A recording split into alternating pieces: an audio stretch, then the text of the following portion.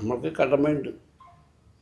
യത്തീമുകളെ നമ്മുടെ ഖുർആൻ പറയുന്നു, ഒബിൽ വാലിദൈനി ഇഹ്സാന, മാതാപിതാക്കളോട് കരുണ കാണിക്കാത്തവൻ. നമ്മൾ മാതാപിതാക്കളോട് കരുണ കാണിച്ചില്ലെങ്കിൽ ദൈവം നമ്മളോട് കരുണ കാണിക്കില്ല. ദൈവം കാരുണ്യവാനാണ്. ഖുർആൻ പറയുന്നു, അള്ളാഹുവിനെ ഒഴികെ വേറെ വിളിച്ചാരാധിക്കുന്ന ഏത് മതക്കാരെയും നിങ്ങൾ യാതൊന്നും പറയാൻ പാടില്ല, അതിനെ നിങ്ങൾ കുറ്റം പറയാൻ പാടില്ല എന്ന്. അതാണ് ഖുർആൻ. വേറെയുള്ളവർ അവിടെ ഇവിടെയൊക്കെ എന്നിട്ട് അതൊന്നും പറഞ്ഞോട്ടെ.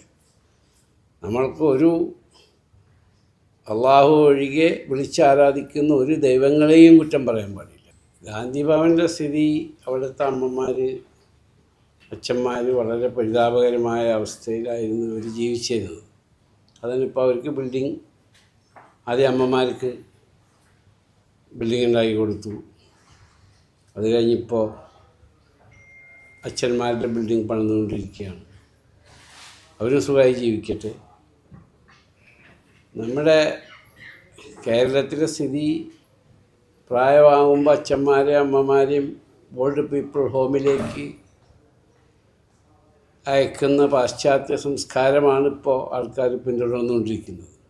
ഒക്കെ മലയാളികളാണ്. ഞാൻ അന്ന് ചെന്നപ്പോൾ ചോദിച്ചു, ഇതിൽ വേറെ സ്റ്റേറ്റുകാരുണ്ടോ? അപ്പോൾ അത് ബോർഡറിലുള്ള തമിഴ്നാട് കേരള ബോർഡറിലുള്ള 4-5 ആൾക്കാർ ഒഴിച്ച് വേറെ ഒക്കെ മലയാളികളാണ്. അതാണ് ഈ അവസ്ഥ. ആൺകുട്ടികളില്ലാത്ത ചിലരുണ്ട്. അത് പിന്നെ എന്താണെന്ന് വെച്ചാൽ പിന്നെ പെൺകുട്ടികളുടെയും മരുമക്കളുടെ അടുത്ത് പോയി അവർക്ക് ജീവിക്കാൻ പ്രയാസമാണ്. അപ്പോൾ അവർക്ക് നല്ല ഷെൽട്ടർ കൊടുക്കേണ്ടത് വളരെ അത്യാവശ്യമാണ്. അതല്ലാതെ തന്നെ മക്കൾ ഗൾഫിൽ പല രാജ്യങ്ങളിലും യൂറോപ്പിലും ഒക്കെ ജീവിക്കുന്ന മഹാന്മാരായി ജീവിക്കുന്ന മക്കളുടെ അമ്മമാരും അവിടെ ഞാൻ കണ്ടു. അപ്പോൾ അവരോടൊക്കെ പറയാനുള്ളത് ശ്രദ്ധിക്കുക. ഇപ്പോഴത്തെ സിറ്റുവേഷനിൽ അഥവാ വീട്ടിലൊറ്റയ്ക്കാണെങ്കിൽ ഹോം നേഴ്സ് അങ്ങനെയുള്ള സൗകര്യങ്ങൾ ചെയ്തു കൊടുക്കുക. അവരെ സുഖകരമായിട്ട് നോക്കേണ്ട, മാതാപിതാക്കളെ നോക്കേണ്ട ഉത്തരവാദിത്തം, അവരോട് കരുണ കാണിക്കേണ്ടത് നമ്മളുടെ ബേസിക് ആവശ്യമാണ്. കാരണം നാളെ ഇതേ സ്ഥിതിയിൽ നമ്മൾ എത്തും. അപ്പോൾ നമ്മളെ മക്കളിത് കണ്ടിട്ടാണ് വളരുക. അപ്പോൾ ആയതുകൊണ്ട് ഗാന്ധിഭവൻ പോലത്തെ ഇനിയും ഒരുപാട് വരുന്നൊരു സിറ്റുവേഷൻ. എന്നോട് പലരും പറഞ്ഞു, ഇത്രയും നല്ല ബിൽഡിങ്ങൊക്കെ ഉണ്ടാക്കിയിട്ട് ആൾക്കാർക്ക് ഇങ്ങോട്ട് അയക്കാനുള്ള, പക്ഷേ ഒരു പ്രചോദനമുണ്ടാകും. ഞാൻ പറഞ്ഞ അതല്ല ഇഷ്യൂ. അവരവിടെ താമസിക്കുന്ന അവസ്ഥ വളരെ മോശമാണ്.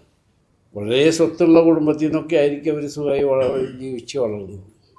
സഹായം ചെയ്യുന്ന നമ്മുടെ ഉത്തരവാദിത്തമാണ്. എല്ലാ കൊല്ലവും അവർക്കും മരുന്നിനും മെയിൻ ഇഷ്യൂ എന്താണെന്ന് വെച്ചാൽ അവർക്ക് ഭക്ഷണം തന്നെയല്ല, പ്രായമാകുമ്പോൾ രോഗങ്ങളും ബുദ്ധിമുട്ടുകളും മരുന്നുകൾ മേടിക്കലൊക്കെ ഉണ്ടല്ലോ, അതിനും വലിയ കാശ് വരും. അപ്പോൾ അതിനെല്ലാം കൂടിയുള്ള സഹായം ഇനിയിപ്പോൾ അവർക്ക് അതിനിടയ്ക്ക് വെച്ച് എന്തെങ്കിലും ആവശ്യമുണ്ടെങ്കിലൊക്കെ ഞാൻ ചെയ്തു കൊടുക്കാറുണ്ട്.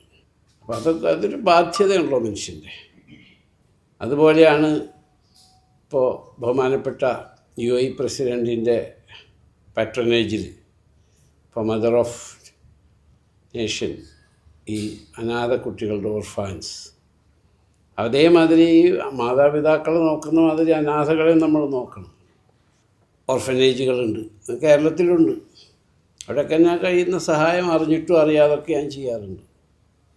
ഇതൊന്നും പബ്ലിസിറ്റിക്ക് വേണ്ടിയിട്ടല്ല, നമ്മൾക്ക് കടമയുണ്ട്. യത്തീമുകളെ നമ്മുടെ ഖുർആൻ പറയുന്നു, ഒബിൽ വാലിദൈനി ഇഹ്സാന, മാതാപിതാക്കളോട് കരുണ കാണിക്കാത്തവൻ. നമ്മൾ മാതാപിതാക്കളോട് കരുണ കാണിച്ചില്ലെങ്കിൽ ദൈവം നമ്മളോട് കരുണ കാണിക്കില്ല. ദൈവം കാരുണ്യവാനാണ്. നമ്മളെല്ലാവരും വിശ്വാസികളാണ്. ഏത് മതവിഭാഗത്തിൽപ്പെട്ടവരായാലും വിശ്വാസികളാണ്. ഖുർആൻ പറയുന്നു, അള്ളാഹുവിനെ ഒഴികെ വേറെ വിളിച്ചാരാധിക്കുന്ന ഏത് മതക്കാരെയും നിങ്ങൾ യാതൊന്നും പറയാൻ പാടില്ല, അതിനെ നിങ്ങൾ കുറ്റം പറയാൻ പാടില്ല എന്ന്. അതാണ് ഖുർആൻ. വേറെയുള്ളവർ അവിടെ ഇവിടെയൊക്കെ എന്നിട്ട് അതൊന്നും പറഞ്ഞോട്ടെ. നമ്മൾക്ക് ഒരു അള്ളാഹു ഒഴികെ വിളിച്ചാരാധിക്കുന്ന ഒരു ദൈവങ്ങളെയും കുറ്റം പറയാൻ പാടില്ല, ഒരു മതത്തെയും കുറ്റം പറയാൻ പാടില്ല. അതിൻ്റെ ആവശ്യമില്ല. അപ്പോൾ നമ്മളൊക്കെ വിശ്വാസികളാണ്. അപ്പോൾ കപിൽ വാലിദൈനി ഇഹ്സാന, മാതാപിതാക്കളോട് കരുണ കാണിക്കാനാണ് പറഞ്ഞത്. എന്നാലേ ദൈവം നമ്മളോട് കരുണ കാണിക്കുള്ളൂ. അതുപോലെ യത്തീം, യത്തീമിനെ പറ്റി പ്രത്യേകം പറയുന്നുണ്ട്.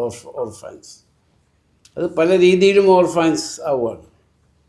പ്രസവത്തിൽ അമ്മ മരിക്കുന്നു, അച്ഛൻ വേറെ കല്യാണം കഴിക്കുന്നു, അപ്പോൾ ഈ കുട്ടികളാരും നോക്കില്ല. അങ്ങനെയൊക്കെയുള്ള പല സോഷ്യൽ ഇഷ്യൂ നിങ്ങൾക്കൊക്കെ അറിയാമല്ലോ. അപ്പം അതിനുവേണ്ടി ഈ പ്രസിഡൻറ്റ് ഡിക്ലെയർ ചെയ്തതാണ് ത്രൂ വഖഫ്. അവർ എന്നോട് പറഞ്ഞു, ഞാൻ പറഞ്ഞു ഞാൻ 52 കൊല്ലമായി അബുദാബിയിൽ താമസിക്കുന്നു.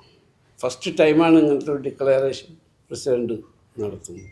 നമുക്ക് ഇവിടെ വരുവാനും കച്ചവടം ചെയ്യുവാനും ജോലി ചെയ്യുവാനും അതിൽ നിന്ന് കിട്ടുന്ന നമ്മുടെ സമ്പാദ്യം എത്ര തന്നെയായാലും ശരി, ചെറുതായാലും ശരി വലുതായാലും ശരി, ഒരു ബുദ്ധിമുട്ട് കൂടാതെ നമ്മുടെ രാജ്യത്തിലേക്ക് അയക്കാൻ അനുവാദം തരുന്ന വിശാല ഹൃദയരാണ് ഇവിടുത്തെ ഭരണാധികാരികൾ. നിങ്ങൾക്കെല്ലാവർക്കും അറിയാം, നിങ്ങൾക്ക് മാസം ശമ്പളം കിട്ടി, നിങ്ങൾ ചിലവ് കഴിച്ച് നാട്ടിലേക്ക് അയക്കുമ്പോൾ ആർക്കെങ്കിലും എന്തെങ്കിലും ബുദ്ധിമുട്ടുണ്ടോ? നിങ്ങളോട് ആരോടെങ്കിലും ചോദിക്കുന്നുണ്ടോ? നിങ്ങൾ എത്ര രൂപ എവിടെ ചിലവ് ചെയ്യുന്നു, എത്ര രൂപ അങ്ങോട്ട് അയക്കുന്നു ചോദിക്കില്ലല്ലോ. അപ്പോൾ അത്രയും വിശാലമായ ഹൃദയമാണ്, അതിനൊരു ടാക്സ് ഇല്ല. അപ്പോൾ നമ്മളിവിടുന്ന് അയക്കുന്ന കാശിന് നമ്മളൊരു ടാക്സ് കൊടുക്കണില്ലല്ലോ. എത്ര ഉണ്ടോ അത്രയും നിങ്ങൾക്ക് അയക്കാം. എത്രയും നിങ്ങളിവിടെ ഒതുങ്ങി ജീവിക്കുന്നു അത്രയും കൂടുതൽ കാശ് നിങ്ങൾക്ക് അയക്കാം.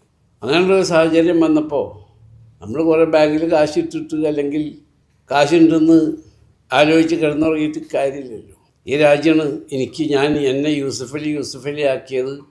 ഈ രാജ്യമാണ് UAE ആണ്, പ്രത്യേകിച്ച് അബുദാബിയാണ്. നിങ്ങൾക്കറിയാം, ഞാൻ അബുദാബിയിൽ എൻ്റെ മക്കളോടുകൂടി താമസിക്കുകയും അതിനുള്ള സൗകര്യം ചെയ്തു തരികയും സ്ഥലം തരികയും വീട് പണിയാൻ അനുവാദം തരികയൊക്കെ ചെയ്തത് അബുദാബിയാണ്. ഇപ്പോൾ അന്ന് ക്രൗൺ പ്രിൻസായിരുന്നു, ഇപ്പോൾ പ്രസിഡൻ്റാണ്. അദ്ദേഹമാണ് എനിക്ക് സ്ഥലം തന്നത്. ആ സ്ഥലത്തിൻ്റെ വാല്യൂ വെച്ച് നോക്കുമ്പോൾ തന്നെ എത്രയോ വാല്യൂ ഉണ്ട്. പിന്നെ നിങ്ങൾക്കറിയാം ഇവിടുത്തെ വലിയ മാളുകൾ. ഇപ്പോൾ ദുബായിൽ സിലിക്കോൺ ഒയാസിസ് എനിക്ക് സ്ഥലം തന്നാണ് ബഹുമാനപ്പെട്ട ദുബായ് ഭരണാധികാരിയും വൈസ് പ്രസിഡൻറ്റുമായ സൈനസ് ഷെയ്ഖ് മുഹമ്മദ് ബിൻ റാഷിദ് അവറുകളുടെ ഇൻസ്ട്രക്ഷൻ പ്രകാരമാണ് എനിക്ക് അവിടെ സിലിക്കോൺ ഒയാസിസിലെ സ്ഥലം തന്നത്. അത് ദുബായിലത്തെ 2nd or 3rd വലിയ മാളാണത്. അത് കമ്മ്യൂണിറ്റി മാളാണ്, നിങ്ങൾക്കറിയാം. അവിടെ അബുദാബിയിൽ ഒരുപാട് ബഹുമാനപ്പെട്ട പ്രസിഡൻറ്റ്, നിങ്ങൾക്കറിയാം, അവിടെ കാൽദിയ മാൾ, മഷരീഫ് മാൾ, അൽവഹദ മാൾ, ഇപ്പോൾ ഞങ്ങൾ നടത്തുന്ന മദീന സായിദ് ഷോപ്പിംഗ് മാൾ, അതൊക്കെ അബുദാബി എനിക്ക് തന്നിട്ടുള്ളത്. അപ്പോൾ അത് അങ്ങനെ മദർ ഓഫ് നേഷൻ പ്രസിഡൻറ്റിൻ്റെ മദറിൻ്റെ പേരിലൊരു ഡിക്ലെയർ ചെയ്യുമ്പോൾ അതിൻ്റെ അർത്ഥം നമ്മൾ ശരിക്കും മനസ്സിലാക്കുകയും അത് റൈറ്റ് ആളുകളിലേക്ക് പോവുകയും ചെയ്യും. അത് കാരണം അവരുടെ സംവിധാനമൊക്കെ അങ്ങനത്തെയാണ്. അപ്പോൾ നമ്മൾ എന്ത് കഴിയുന്നു അത് കൊടുക്കുക, വേറുള്ളവരും കൊടുക്കണമെന്നാണ് ഞാൻ പറയാറുള്ളത്. അപ്പോൾ അത് നിലയ്ക്ക് കൊടുത്താണ്, അതൊരു പേരിന് വേണ്ടി കൊടുത്തതല്ല. നമുക്ക് ഈ രാജ്യത്തോട് ഒരു കടമയുണ്ട്, അവർ റെസ്പോൺസിബിലിറ്റീസ്. ഇവിടെ കൊണ്ടാണ് നമ്മളായത്, അതാണ് അത് കൊടുത്തത്. നാട്ടിൽ നമ്മൾ പേരിന് വേണ്ടിയല്ല കൊടുക്കുന്നത്, കാരണം അത് നമ്മുടെ കടമയാണ്. ഞാനൊരു വിശ്വാസിയാണ്, ആ വിശ്വാസത്തിൻ്റെ ഭാഗമാണ് ദാനധർമ്മങ്ങൾ. പ്രോഫിറ്റ് കിട്ടിയാൽ അതിൻ്റെ 2.5% കറക്റ്റ് പാവപ്പെട്ടവർക്ക് കൊടുക്കണമെന്ന് നിഷ്കർഷിക്കുന്ന ഒരു മതത്തിൻ്റെ അനുയായിയാണ് ഞാൻ. അപ്പോൾ അതുകൊണ്ടാണ് കൊടുക്കുന്നത്.